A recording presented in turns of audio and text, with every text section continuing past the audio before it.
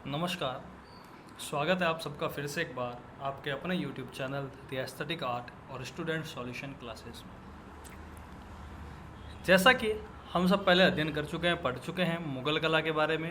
अपना वही चैप्टर अभी भी चल रहा है, क्योंकि अभी तक हमने उसके उद्भव, विकास, राइस डेवलपमेंट, उनके जो बादशाह थे, उनके समय जो कला पोषित हुई, डेवलप हुई, उसकी विशेषताओं के बारे में पढ़ा, उनके कलाकारों के बारे में पढ़ा। पर आज हम लोग जो चीज़ पढ़ने जा रहे हैं वो है मुग़ल कला का जो पेंटिंग्स है, मुग़ल कला की जो पेंटिंग्स, जो प्रतिनिधि चित्र हैं, जो चीफ पेंटिंग्स हैं, उनके बारे में हम पढ़ेंगे वन बाय वन, उनके बारे में जानेंगे, उनकी विशेषताओं के बारे में पढ़ेंगे और साथ ही मुग़ल कला के जो पॉइंट्स हैं, जो मेन जो टॉपिक्स हैं, मेन जो बिंदु हैं, उनके बारे में हम पढ़ेंगे।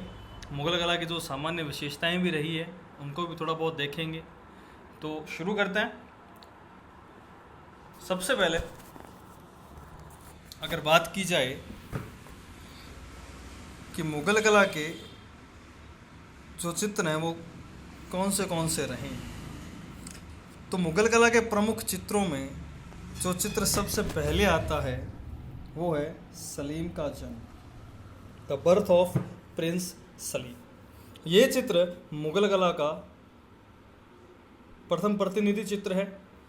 ठीक है, इसके जो चित्रकार रहे वो केशु रहे। आगे हम डिटेल में पढ़ेंगे, अभी बस चित्रों के बारे में जानकारी लेना है कि कौन से चित्र हमें पढ़ने हैं।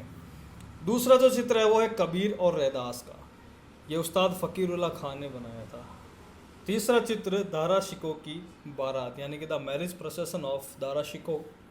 और चौथा चित्र है जहांगीर का सपना, यानी कि द ड्रीम ऑफ जहांगीर, ये अबू हसन ने बनाया था और दारा शिको की बारात हाजी मदानी ने। तो ठीक है, हम अब शुरू करते हैं, इंडिविजुअली तरीके से इनको चित्रों को देखते हैं। देखिए, जो फर्स्ट पेंटिंग हमारे सामने आई है वो है सलीम का जन्म। सलीम का जन्म जो चित्र है वो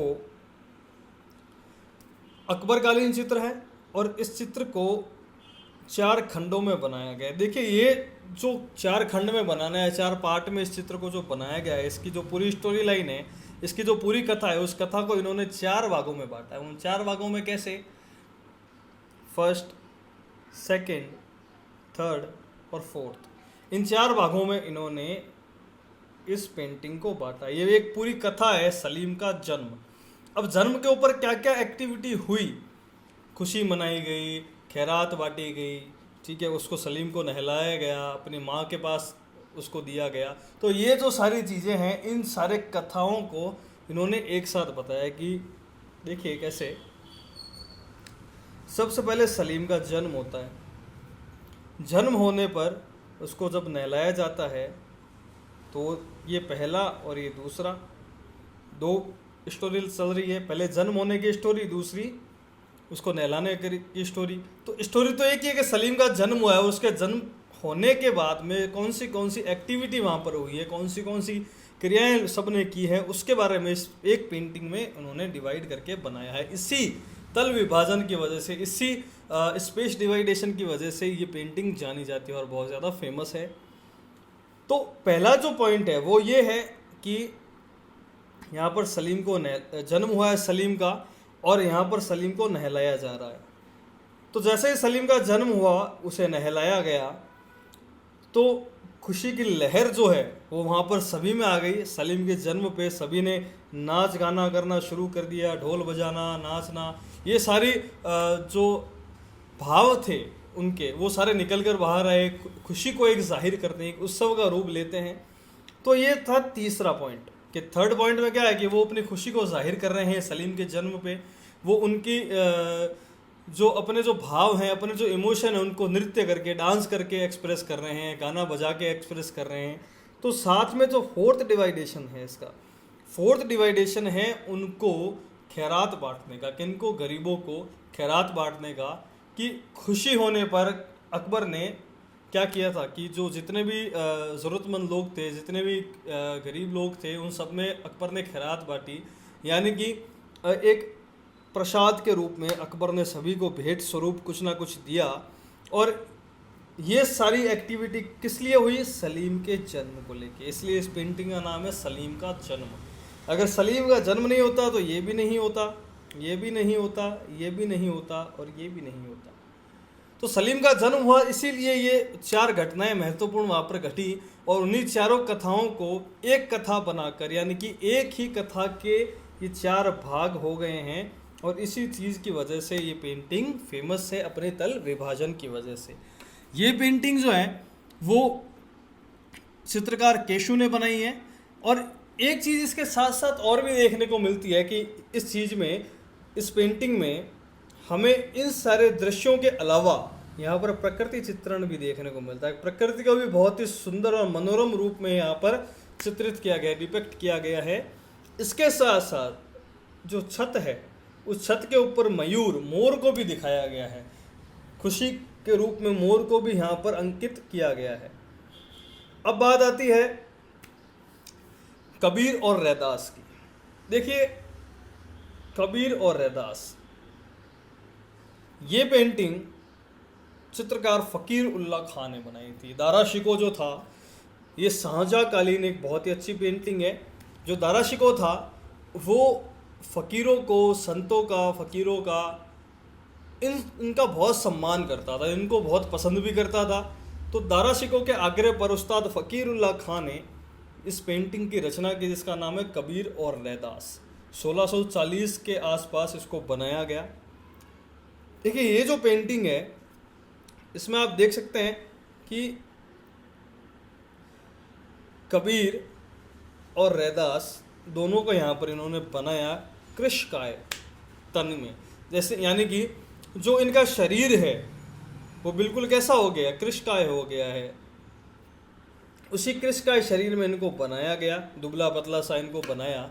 और साथ में जो वातावरण यहाँ पर रहा, उस वातावरण को कैसे बनाया गया? उस वातावरण को धूमिल बनाया है इन्होंने, ब्राउन कलर का प्रयोग करके। एकदम गांव का परिवेश, गांव का जो वातावरण होता है, मिट्टी उड़ती हुई, पीछे पहाड़, झोपड़ी, तो इन सारी चीज़ों को इन्होंने बनाया है। एक्चुअल में यहाँ पर हो क्या रहा है कि कबीर जो हैं वो कपड़ा बुन रहे हैं, और जो रैदास हैं वो चटाई के ऊपर बैठे हैं, और ये दोनों एक झोपड़ी के बाहर बैठे हैं। साथ में इन दोनों को अगर गौर से देखा जाए तो ऐसा लग रहा है, इनके इमोशन को, इनके भावों को देख के ऐसा प्रतीत हो रहा है जैसे इन दोनों ने संसार को भुला दिया हो। मतलब जैसे कहते हैं ना कि दीन दुखी लोग हैं, दीन दुखियों के, दुनियादारी के, इन सारे झमेलों को छोड़कर वो बस एक डिवोट बन गए हैं, एक भक्ति में रमे हुए हैं, उस ईश्वर के आनंद में मग्न हैं। ऐसा भाव इनमें दिखाई देता है। जैसे काम कर रहे हैं,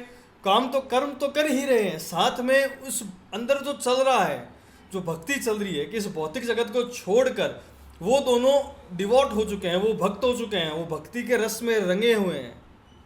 तो ये चीज़ यहाँ पर निकल कर बाहर आती है।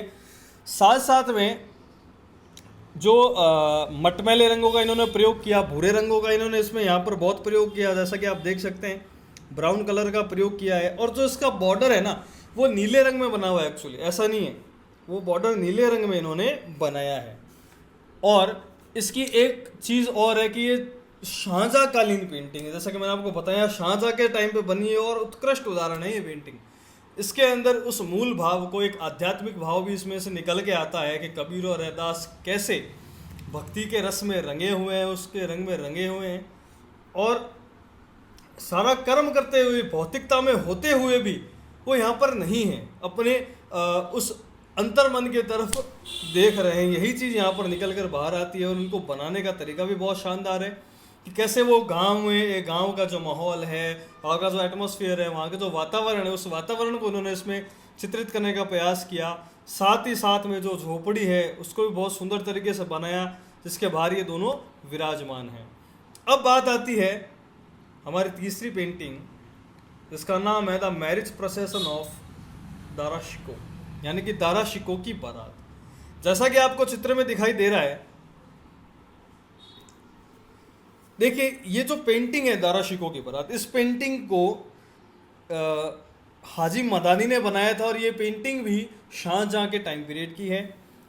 जैसा कि आप इस पेंटिंग में देख सकते हैं कि यहाँ पर दारा को बनाया गया है, दूल्हे के रूप में, और यहाँ पर है शाहजहां, जिसके पीछे प्रभा मंडल या आभा मंडल भी बनाया गया है, जिसका प्रचलन जहांगीर के टाइम से शुरू होता है। तो शाहजहां के पीछे प्रभा मंडल या आभा मंडल बनाने का अर्थ ये है कि जहाँ शाहजहां जो है वो सुप्रीम है, वो बादशाह हैं। इस चीज़ को दिखाने के लिए आप ऐसा भी समझ सकते हो कि पेंटिंग में शाहजहां को शाहजहां दिखाने के लिए इसके पीछे प्रभा मंडल बनाया गया है, एक प्रकाश पुंज बनाया गया है। इसके अलावा और क्या चीज़ें हमें यहाँ पर देखने को मिलती हैं? देखिए, अगर आप गौर से देखें तो यहाँ पर एक कथानक बाहर निकल के आ रहा है कि जब दारा शिकोह की बारात थी, उसके अंदर जो वधू पक्ष के जो लोग थे वो कैसे हाथ जोड़े उनका स्वागत करने में लगे, एक आदर भाव के साथ में उनका स्वागत कर रहे हैं। कोई है जो डांस कर रहा है, नृत्य कर रहा है। और अगर आप देखें तो ये पेंटिंग किस चीज़ के लिए जानी जाती है? ये पेंटिंग अपने संयोजन के लिए जानी जाती है, यानी कि अपने कंपोजिशन के लिए जानी जाती है। कैसी? आप देख सकते हैं कि यहाँ से लेकर वहाँ तक का जो दृश्य है, यहाँ से लेकर वहाँ तक का जो दृश्य है, उसमें जो अनुपातता है, जो कंपोज इन्होंने किया है बहुत ही वेल तरीके से, उसी संयोजन की वजह से ये चित्र जाना जाता है। आप देख सकते हैं कि वहाँ आतिशबाजी हो रही है, पीछे आसमान में आतिशबाजियाँ हो रही है, ठीक है। जो हाथी है, उस हाथी के ऊपर दूल्हे के परिवार के लोग बैठे हैं, और जो औरतें हैं वो यहाँ पर बैठी हैं, ढोल मृदंग बज रहे हैं, और बहुत सारे लोगों को इन्होंने चित्रित किया, बहुत सारे लोगों को बनाया, पर एक कंपोजिशन के तौर पर, एक कंपोजता के तौर पर उन्होंने इतना अच्छा संयोजित किया है इनको। इसी संयोजन की वजह से ये चित्र जाना जाता है कि कैसे दूर की चीज़ जो है वो छोटी होती गई, कैसे पास वाली चीज़ें बड़ी हुई। तो इसी सारी कंपोजिशन जो सेंस है उसको इन्होंने, संयोजन के सिद्धांत को बहुत ही बखूबी तरीके से यहाँ पर निभाया है। कलर स्कीम, रंग योजना भी बहुत ज़्यादा ज़बरदस्त है। चटकीले रंगों का इन्होंने यहाँ पर प्रयोग किया, और साथ ही साथ पीछे जो रात्रिकालीन दृश्य है वो भी इन्होंने बहुत बखूबी तरीके से दिखाया है, बहुत ही अच्छे तरीके से डिपिक्ट किया गया है इसको। अब जो हमारे पेंटिंग आती है वो है जहांगीर का सपना। इस पेंटिंग को चित्रकार अबू हसन ने बनाया था। अबू हसन ने इस पेंटिंग को बनाया। इस पेंटिंग की खास बात क्या है कि इस पेंटिंग में जो दृश्य दिखाया गया है एक्चुअल में वैसा कभी हुआ ही नहीं था। जहांगीर कभी भी इस सुल्तान से नहीं मिला था। ये सुल्तान कौन था? ईरानी शाह अब्बास इसका नाम था, शाह अब्बास। जहांगीर और शाह अब्बास एक्चुअल में तो कभी मिले ही नहीं, हकीकत में तो कभी भी नहीं मिले। पर अबू हसन ने इस पेंटिंग को बनाया। उस बनाने के पीछे क्या रीज़न था कि ये जो पेंटिंग है इसमें जहांगीर को आप देख सकते हो, ये जहांगीर है। जहांगीर के पीछे ये प्रभामंडल बनाया गया, आभामंडल बनाया गया। मैंने आपको बताया था कि प्रभामंडल क्यों बनाया जाता है, ताकि वो जहांगीर को दिव्य दिखा सके, डिवाइन दिखा सके।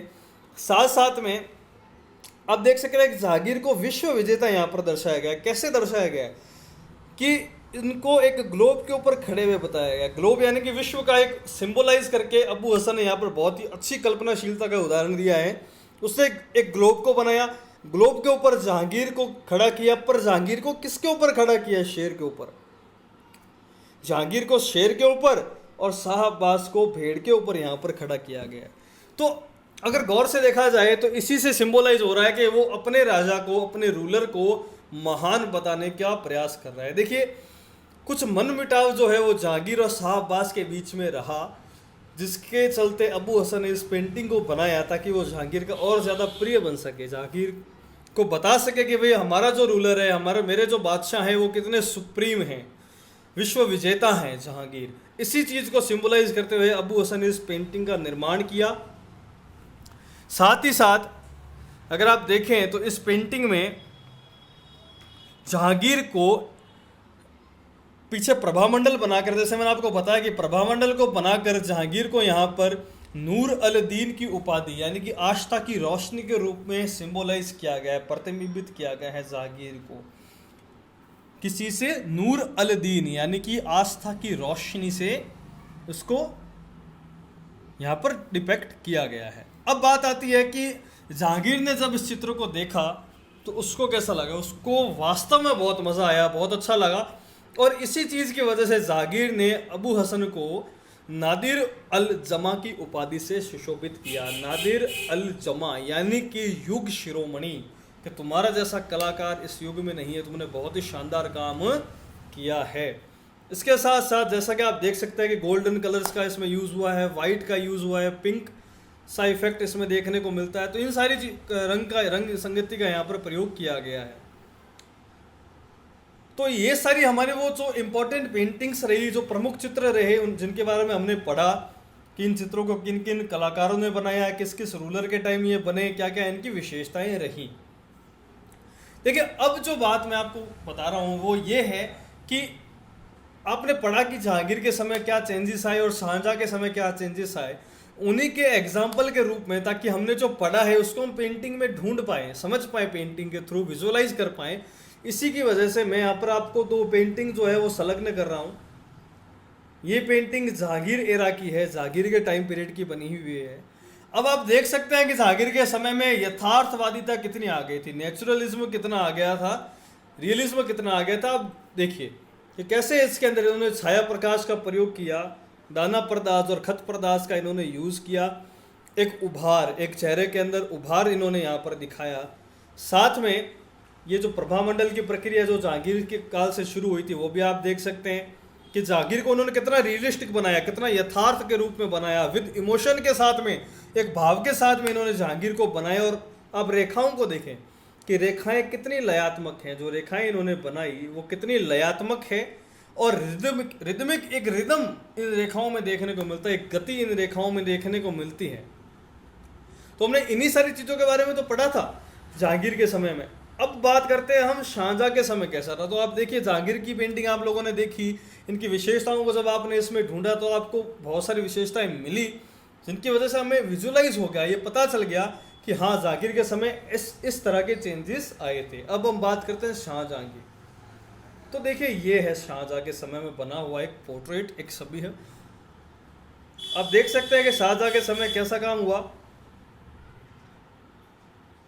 शाहजहां के समय जो लाइनें थी वो कितनी बारीक हो गई, कितना फाइन वर्क, यानी कि एक प्रबंधन, एक भाव की जगह किसने ले ली थी, प्रबंधन ने ले ली थी, यानी कि व्यवस्थित बनाना, ये उनका मुख्य ध्येय बन गया था, बजाय कि इमोशंस को बाहर निकालने के, भावों को अभिव्यक्त करने के। तो एक फाइननेस इनकी चीज़ में है, बहुत ही ज़्यादा फाइन वर्क किया गया है। लाइनें जो है वो बहुत ज़्यादा बारीक है, आप देख सकते हैं लाइनें कितनी बारीक इन्होंने यहाँ पर बनाई हैं। साथ ही साथ वही भावों को कम महत्व मिला और प्रबंधन को ज़्यादा, जैसा कि हमने इसके बारे में पढ़ा था। तो ये सारी विशेषताएं रही शाहजहां के टाइम की। अब हम थोड़ा सा चर्चा कर लेते हैं उनके जो महत्वपूर्ण बिंदु हैं, जो इम्पोर्टेंट पॉइंट्स रहे हैं उनके बारे में। देखिए महत्वपूर्ण बिंदु क्या रहे, सबसे जो पहला पॉइंट आता है वो आता है 1526। अब ये 1526 क्या है, तो 1526 में हुआ क्या था। 1526 में पानीपत का युद्ध हुआ था, जिसमें किसने विजय प्राप्त की थी, बाबर ने, और कहाँ का शासक बना गया था, दिल्ली का। ये सारी एक्टिविटी 1526 में हुई, मुगलों का प्रवेश भी 1526 में ही हुआ था। तो ये पहला पॉइंट है, ठीक है। अब बात आती है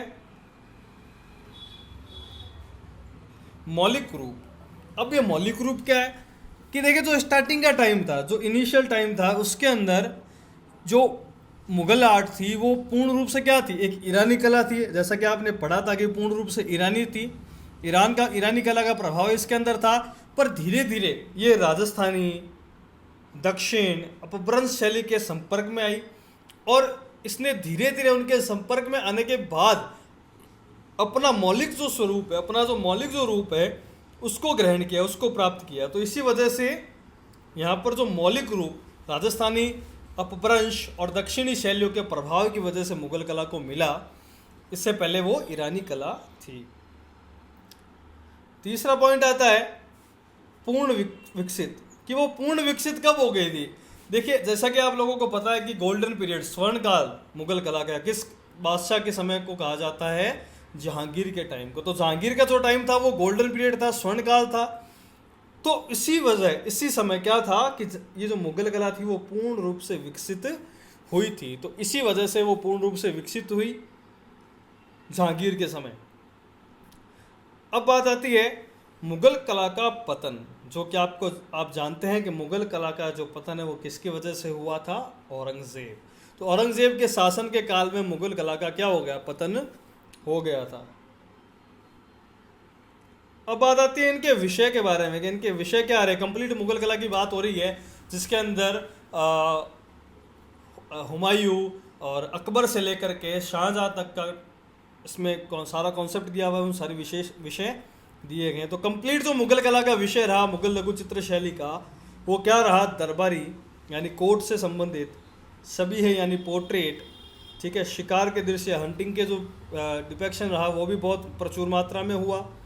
ऐतिहासिक ग्रंथ भी यहाँ पर देखे जा सकते हैं, यानी कि जो हिस्टोरिकल जो मैन्यूस्क्रिप्ट है, जो ग्रंथ है, वो भी यहाँ पर डिपेक्ट हुए। साथ साथ में जो पौराणिक माइथोलॉजिकल जितनी भी थीम्स थी उनको बनाया गया, स्टोरीज को बनाया गया। साथ में जो धर्म से संबंधित यानी धार्मिक रिलीजियस जो पेंटिंग्स बनी यहाँ पर, वो भी बहुत मात्रा में बनी। तो ये सारे मुख्य विषय रहे मुगल कला के, मुगल शैली के। अब बात आती है कि यथार्थवादी दृष्टिकोण जो रहा, वो यथार्थवादी दृष्टिकोण कहाँ पर रहा? जो यथार्थवादी दृष्टिकोण था तो वो मुख्य रूप से हमें अग्रभूमि के चित्रण में देखने को मिलता है, यानी कि जो फोरग्राउंड डिपेक्शन हुआ, जो फोरग्राउंड को इन्होंने डिपेक्ट किया, चित्रित किया, अग्रभूमि को आगे की जो सरफेस था पेंटिंग का, तो उसके अंदर हमें एक यथार्थवादी दृष्टिकोण देखने को मिलता है, एक यथार्थवादी विजन हमें देखने को, रियलिज्म विजन हमें देखने को मिलता है। साथ ही साथ यहाँ की जो रेखाएं थी, उन रेखाओं में क्या थी? उन रेखाओं में लयात्मकता थी प्लस गति थी। मुगल कला की जो कला थी उनमें लयात्मकता और गति रही। इसके अलावा जो यहाँ पर प्रकृति चित्रण हुआ, वो प्रकृति चित्रण क्या हुआ? एक प्रचुर मात्रा में हुआ, बहुत हाई लेवल पे इन्होंने, बहुत ही ज़्यादा मात्रा में इन्होंने प्रकृति चित्रण भी किया। पर यहाँ पर ऐसी चीज़ों में बहुत कम देखने को मिली, वो ये थी नारी चित्रण, जो कि बहुत ही कम देखने को मिला, बहुत ही कम। इसके जो हाशिए बने, जो बॉर्डर्स बने हैं, वो बॉर्डर्स कैसे बने हैं? इनके बॉर्डर्स जो हैं वो कहीं कहीं पर तो मुख्य चित्र से भी ज़्यादा सुंदर, जो मेन पेंटिंग है उससे भी ज़्यादा बढ़िया इन्होंने हाशियों को बनाया। जैसे कि अभी आपने ऊपर देखा जो दारा शिकोह वाली पेंटिंग थी उसके अंदर, और जो जहांगीर का सपना पेंटिंग थी उसके अंदर आपने देखा, तो कहीं कहीं पर तो पेंटिंग से भी ज़्यादा ज़बरदस्त इन्होंने बॉर्डर्स को बनाया, हाशियों को बनाया है। तो ये भी इसकी एक विशेषता रही है मुगल कला की। देखिए, अब बात की जाए कि मुगल कला में किस चीज़ का प्रयोग हुआ, कौन सी चीज़, नई चीज़ हमें यहाँ पर देखने को मिली, वो थी छाया प्रकाश। देखिए, छाया का प्रयोग हुआ प्रकाश को प्रतिबिंबित करने के लिए, कि कहाँ कहाँ पर प्रकाश पड़ रहा है, कहाँ कहाँ पर जो डेप्थ हमें दिखाई दे रही है, उसी छाया और प्रकाश के लाइट एंड शेड के प्रभाव को मुगल शैली में बहुत ही अच्छे तरीके से डिपेक्ट किया गया, बहुत ही सुंदर तरीके से चित्रित किया गया। इसके बाद में बात आती है कि मुगल कला जो थी उसको भारत में मुगल कला का सूत्रपात किस चित्रकारों ने किया था? किसने किया था भारत में मुगल कला का सूत्रपात? तो ख्वाजा अब्दुल समद सिराजी और मीर सैयद अली ने भारत में मुगल कला का सूत्रपात किया था। ये दोनों ईरानी चित्रकार थे, जिनके बारे में हम पिछली वीडियोस में पढ़ चुके हैं। तो ये थे महत्वपूर्ण पॉइंट्स जिनके बारे में हमने पढ़ा, और कुछ महत्वपूर्ण पेंटिंग्स के बारे में भी हमने पढ़ा। तो इसी के साथ में हमारा जो मुगल कला का जो चैप्टर है वो कंप्लीट हो गया है, और आशा करता हूँ कि आप लोगों को समझ में आया होगा कि कैसे उसका उद्भव विकास हुआ, कैसे उसका वो राजाओं की रुचि के अनुसार परिवर्तित हुई, कैसे उसके अंदर कुछ विशेषताएं जुड़ी, किन किन शैलियों से उसने प्रेरणा ग्रहण की, कैसे अपने मौलिक स्वरूप को, अपने मेन जो फॉर्म थी उसको उन्होंने उस मुगल कला ने अचीव किया। साथ ही साथ में कैसे किन बुरी चीज़ों की वजह से, किन रूलर्स की वजह से इनका पतन हुआ। तो ये सारी चीज़ें बहुत ही महत्वपूर्ण रही, जिनके बारे में हमने अध्ययन किया, जिसके बारे में हमने पढ़ा। नेक्स्ट जो हमारा चैप्टर है वो राजस्थानी शैली होगा, जिसके बारे में हम पढ़ेंगे राजस्थान की जितनी भी शैलियाँ रही हैं, उनकी जो उपशैलियाँ रही हैं, जो स्वतंत्र शैलियाँ रही हैं, सब स्टाइल्स हैं, जो इंडिपेंडेंट स्टाइल्स हैं, उनके बारे में पढ़ेंगे। क्षेत्रों के अनुसार कैसे उनको डिवाइड किया गया उसके बारे में हम चर्चा करेंगे। तो आज के लिए बस इतना ही। फिर मिलेंगे हम नेक्स्ट वीडियो में जिसमें हम राजस्थानी शैली के बारे में पढ़ेंगे। धन्यवाद।